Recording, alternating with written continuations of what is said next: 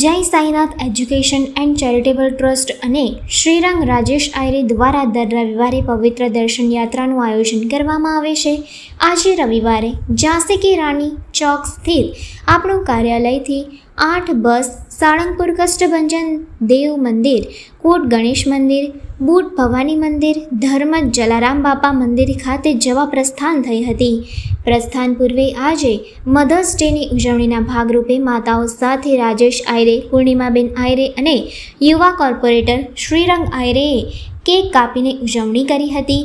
આયોજક રાજેશ આયરે અને પૂર્ણિમાબેન આયરેના લગ્ન જીવનની વર્ષગાંઠ પ્રસંગે કેક કાપવામાં આવી હતી। ગાયત્રી પરિવારની બહેનોએ ગાયત્રી મંત્ર અને મહામૃત્યુંજયના મંત્ર જાપ કરી પ્રાર્થના કરી હતી।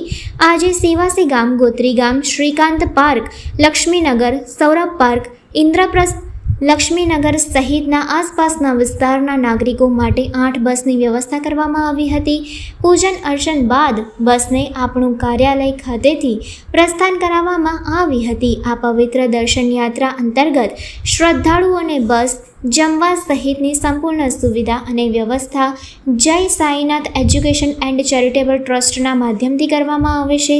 રાજેશ આયરે દ્વારા જણાવવામાં આવ્યું હતું કે દુઃખ સુખમાં વિસ્તારની જનતા હંમેશા અમારા સાથે રહેશે, ત્યારે અમારા વિસ્તારની જનતા માટે આ આયોજન કરવામાં આવે છે।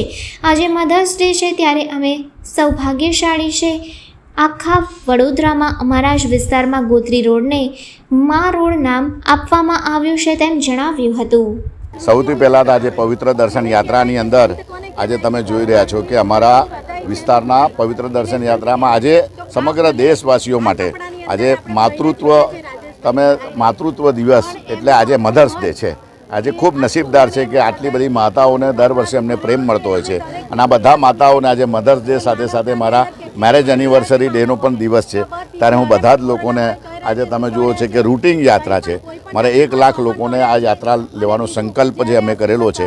સાથે સાથે દરેક લોકોના આ વિસ્તારની આજુબાજુના દરેક લોકોને એમને નોટબુક હશે, કોરોનાનો વિષય હશે, ગણપતિનો હશે, નવરાત્રિનો હશે, યુદ્ધનો હશે કે સાથે સાથે તમે જુઓ છે પૂરનો વિષય હશે, દરેક વાર સુખ દુઃખમાં અમારી સાથે લોકો રહેલા છે। એટલે બધાના જ આશીર્વાદ આજે અમને જરૂરી છે, એમના આશીર્વાદથી જ આ બધું થાય છે। અમને તો નિમિત્ત બનાવીને કદાચ અહીંયા બધા એટલે આ પૃથ્વી પર જ્યારે અવતાર આપનાર આ માં જ છે।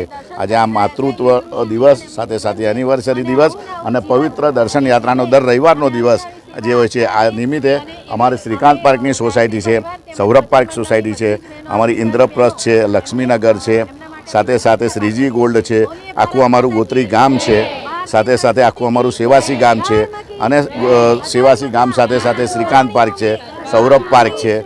તો આ બધા જ દર વર્ષે આવી 10-10 સોસાયટીઓ 8-10 બસો ભરીને અમે લોકોના દર્શન કરાવીએ છીએ। 80 થી 90% લોકો આ પવિત્ર દર્શન યાત્રાનો થયો છે। હજુ પણ કોઈ બાકી હશે તો એમના લિસ્ટેડ અમારે ત્યાં મોકલજો। ધોરણ 10 અને 12ના વિદ્યાર્થીઓ પણ જે સારા ઉતરીને એમના ફેમિલી સાથે પણ કરવાનું છે। ધર્મ સંસ્કાર આપવાનો એ આપણા દેશ અને દેશ માટે હંમેશા ઝઝૂમનાર દરેક લોકોને હંમેશા એની સેવા કરવા આપણને મોકો મળતો હોય છે। તો આ એક મોકાનો લાભ લઈ આજે અમારી માતૃદેવોને અમે લઈને આજે પવિત્ર દર્શન યાત્રા કરાવી જાય।